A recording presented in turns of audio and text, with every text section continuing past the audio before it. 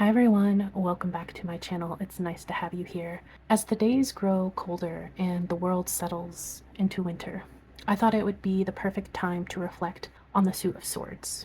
In tarot, the swords represent the element of air, and air symbolizes our thoughts, truths, and challenges. Much like the chill of winter, the Suit of Swords invites us to seek clarity, face our shadows instead of hiding from them, in order to emerge even stronger than before.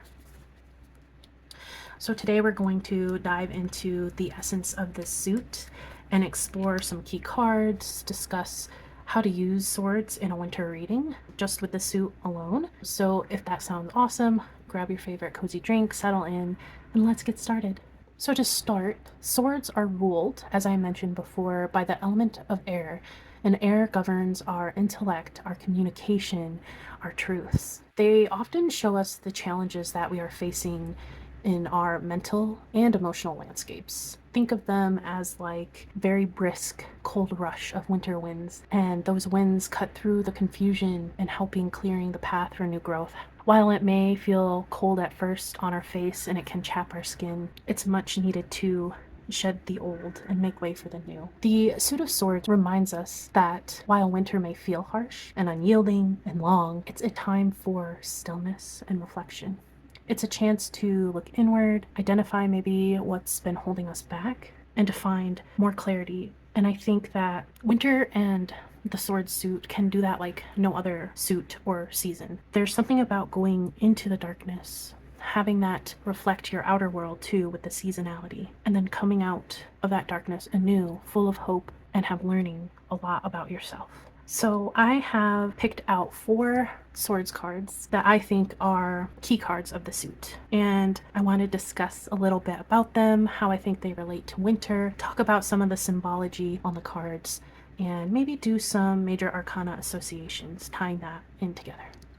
The first sword card I have set aside to take a deeper look into and identified as a key sword card is the Ace of Swords. The Ace of Swords represents a fresh idea or a new perspective that cuts through the fog. And in winter, it's like that first ray of sunshine after a long gray winter or a long gray couple of days. And it shows us the way forward. It provides that hope that we need to continue on. And some symbols in this card that relate directly to winter is, first of all, the sword itself. And if you think about it, steel or metal in the winter gets very, very cold to the touch. And it evokes the crisp, cutting clarity of the winter air as this hand holds it up in the sky. We have clouds here which bring in the hand. It introduces everything that's tied to what it's holding. And it can mirror what winter can bring in. And what winter brings in is a reflective time of stillness, which can give way to mental clarity. If you think about it, and it has been proven, I don't have like the scientific fact in my head, but I'll link an article below, but it's proven that winter, and especially when it snows, it actually dampens sounds.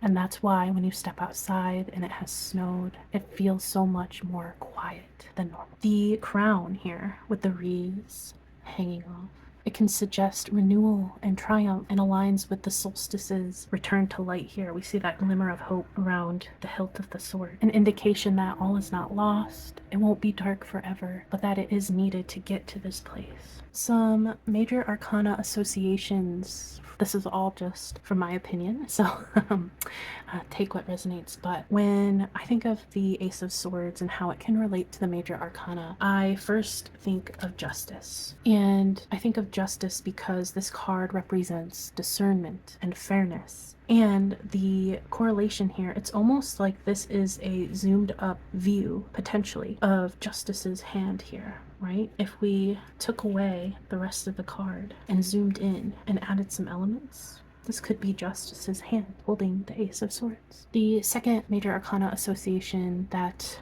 makes me feel like is related to the Ace of Swords is the Magician. And I chose the Magician because he is a master of his own tools and manifestation and intentions. And I feel like those 3 keywords, mastery of tools, manifestation, intentions, are exactly what the Ace of Swords is all about. The next sword card that I feel is probably the quintessential representative of the suit is the Three of Swords. The Three of Swords is a card of heartbreak and sorrow, and just like winter, relate in that it's dark. The darkness feels like it's going to be here forever, and it reminds us that perhaps even in the coldest times, there's still an opportunity for healing and renewal. And I'm going to pick out some key symbols to kind of back that up here, but first we're going to start here. And the stormy sky reflects winter's turbulent weather and emotional challenges. We never know when a storm may hit. We never know if we're going to get a lot of snow if you live in a climate that has snow, but we never know when or what the weather is really going to do. It feels a little bit unpredictable. And emotional challenges can feel that way. Emotions have an ebb and flow to them and reflect that and are similar in that way. Then we have the heart here pierced by the swords, and that represents the cold and the cutting nature that winter can bring, both very literally and metaphorically. The rain here in the background can evoke a cleansing and release, which is similar to winter's reflective energy and that purge to be rid of. But lastly, in the JK Tarot here, we have these clouds that are almost rainbow-like, and that is our sign, that sign for healing and renewal, and that this dark, damp feeling, the emotional rain, as you might say, is not going to be forever. There is hope on the horizon. The cards that I most associate with the Three of Swords from the major, the first one I have the Tower. Now you might be thinking, why didn't I relate this to another card I'm going to be speaking of later? But I'll distinguish that difference then. But the Tower is about upheaval and heartbreak and painful truths, but these painful truths lead us to transformation, right? Painful truths lead to transformation. The next major arcana card that I associate with the Three of Swords is Death. And when Death comes riding along on his ironic white horse, it means that there are endings happening. There is grief going on. Those things are necessary to process and release feelings, emotions, thoughts. We need to shed those. Again, there's sunlight in the horizon, so all is not lost. Another quintessential, in my opinion, card of the sword suit is the Ten of Swords. And this might seem like the most daunting card in the whole minor arcana, but it's the ultimate symbol of endings. And winter teaches us that the hardest endings pave the way for spring's renewal. So let's take a look at some of the symbols here.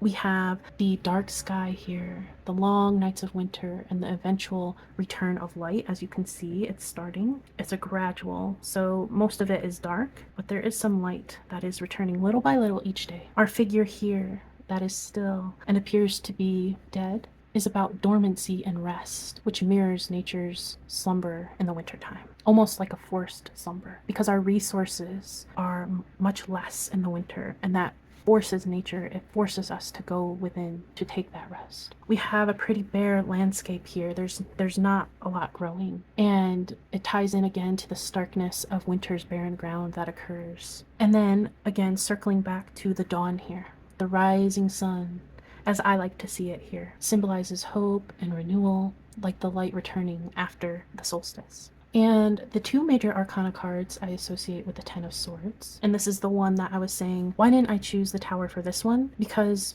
this is an end of a cycle, and at the end, what comes next? A new beginning. And the card that I felt better represented that is the World card. So this is about the final stage of a journey, completion and closure. Whether it's closure in a hard, painful way, or closure to set us in motion. And the second major arcana card that I thought of in association with the Ten of Swords is the Hanged Man. And I chose the Hanged Man because to me the Hanged Man is in a way about surrender, accepting difficult things sometimes, but those two things can lead to new perspectives or a rebirth. Like there's this pause. And when you look at this card, when you get this card, maybe you pull it, it gives you pause, right? The symbolism is so strong that you're just like, whoa, and you take a moment to sink into it, to figure out what it's trying to say. And that reminds me of the Hanged Man. The final card here that I have set aside to talk about as a key sword card, and I think you could probably all agree, is the Queen of Swords. I don't think that this suit would be what it is without its queen. Her winter associations make her a perfect card for themes of self-awareness and resilience and purposeful transformation during this time of year. And I want to highlight the word purposeful because I feel like the Queen of Swords is very purposeful in everything that she does. So if we look at this figure here, she's sitting alone. She's got her hand raised and she's looking either at her sword or just past it. She's looking ahead. And that speaks to solitude and reflection. Like winter's stillness, she represents introspection and cutting away what no longer serves. She's ready to cut away any excess that isn't needed to carry with you. And in a way, we have some trees here and she has butterflies on her chair. I don't know a fancy word for, I guess, throne. Hello. She has butterflies on her throne. And that to me speaks to resilience. Winter's challenges mirror her strength. It takes strength to be the Queen of Swords. And that kind of strength is often born from hardship and the wisdom gained through that hardship. And then the sword here, again, her cutting intellect aligns with the cold, pure sharpness of snow and ice and that chilly wind, and that represents truth and transformation. You might think that I would have pulled justice as a major arcana representation or association here, and I did think about it, but I felt like the Ace of Swords matched up more to that. However, the first major arcana association that I have pulled that makes me think of the Queen of Swords is our lovely High Priestess. Our High Priestess is about wisdom, introspection, and clarity. I feel like these two could be sisters, or they're related in some kind of way. The second card, which may surprise some people a little bit, but I'll explain, is the Star. Sometimes the Queen of Swords can feel intense and stoic and a little hard to approach. And maybe that's not what we think of when we see the Star card and relating it to the Queen of Swords. But for me, Queen of Swords also holds hope and vision and calm insight. She's not going to make any decision hastily, but when she makes that decision, it's pretty final. And I believe that the Queen of Swords, she's very rational, yet she has a compassionate perspective. She's cutting away things in our life because we need that. We need to let those things go. We need to let them drop. And that is a great aspect of the Star card. So now I wanted to do a little collective reading here, tailored to the Suit of Swords and using it in a winter reading. So I only have the Suit of Swords here. I've separated it from the rest of the deck. I wanted to curate a reading here. It's just a simple 3-card, and I'll list the questions below so you can also give it a try if you want to. But for all the reasons that we discussed, how the Suit of Swords relates to the season of winter, I believe that doing a curated winter reading with the Suit of Swords is super powerful because this is naturally a time of rest and clarity. Our environment is in that, and the Suit of Swords is that. So let's get into the reading. Just reset here. The first question is, what mental block do you need to release this winter? Okay, that one was very much ready. Question number 2 is, what truth is ready to emerge in your life? What truth is ready to emerge in your life? Also felt like this one, which was the one on top, wanted to be added in there. And the last question, how can you nurture mental clarity moving forward? Ooh, these cards are ready. Okay. There's our queen. What mental block do I need to release this winter? So what I'm getting from this card in this position is that there is a fear of vulnerability happening. The Queen of Swords is very skilled at setting boundaries and also maintaining them as well. She's coming up as a mental block, and this may indicate an inability or fear of being vulnerable, which can prevent deeper emotional connections or personal growth. You're not trusting that vulnerability piece, and that is keeping you at a distance from something or someone. But you have to trust. You have to trust the Queen of Swords. You have to trust that vulnerability is not a weakness, but it is a strength, right? As we said earlier in describing her, often strength and experience comes from going through hardship. But don't think of, see, there's this fear. Don't let that fear, don't concentrate on the fear, because what you're going to get if you are vulnerable, whether or not it turns out in your favor, right? Whether or not it helps you at that point in time or ends up hurting you, that hurt provides you with strength and wisdom. And there's nothing wrong with that. Don't be afraid to be vulnerable. It's so essential. It's unfiltering yourself and letting things happen as they come, and knowing that you are going to be okay. You're going to learn and you're going to grow, and it might hurt. Swords are sharp, especially the Queen of Swords. But again, she has butterflies here. She has symbols of hope. So just keep that in mind. The next position we have here are what truth is ready to emerge, or in this case, what truths.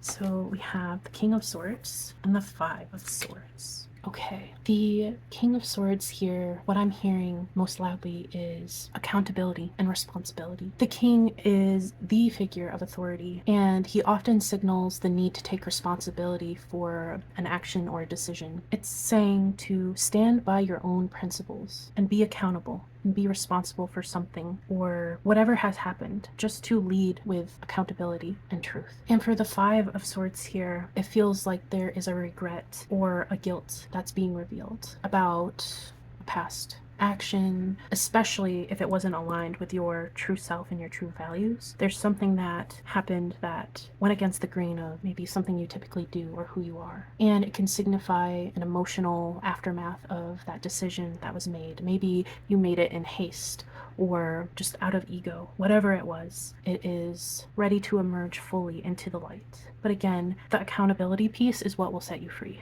Just say, yeah, that was me. I messed up. I'm sorry. Just be accountable for whatever it was. The person or persons that were involved in this are going to know it's not a reflection of your true character, that it was just a mistake. So don't be afraid to be accountable for things. It's ready to be set free. It's ready to be emerged so that it can be set free. And our final card here is in the position of how can you nurture mental clarity moving forward? Ooh, and we have the Two of Swords. Trusting your own intuition. Don't let the noise of everything else going around you cloud your mind. Nurture your intuition. Deep down, you know. Follow that knowing. That's how you move forward, by following that inherent knowing. Don't get wrapped up in what someone else might do or what you should do, right? What is it that your intuition, your gut, your knowing is saying, and follow that. Whether it's this sword or that sword, follow your intuition always. And that's how you can move forward with the most clarity. I know all of us have experienced times where we ignore that intuition and we set it aside, we try to bury it. But eventually it comes out anyway, and we wish we would have followed it much sooner.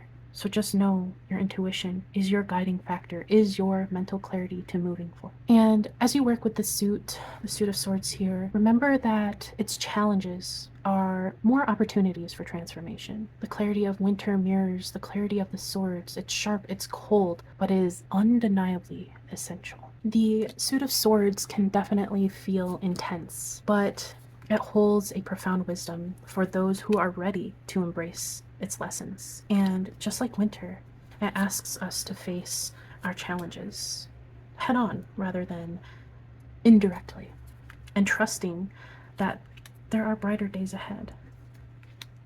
I'd love to hear how you connect with the Suit of Swords. Do you find the Suit of Swords challenging, or is it a suit that you get along with? For me personally, it's a suit that I've had to learn to love, I guess, in a way. But let me know in the comments. And if you enjoyed this video, don't forget to like, give it a thumbs up, subscribe if you want to see more content just like this. I'm thinking maybe I do one of these style of videos for every season. I think that would be a lot of fun to explore. And until next time, see you around.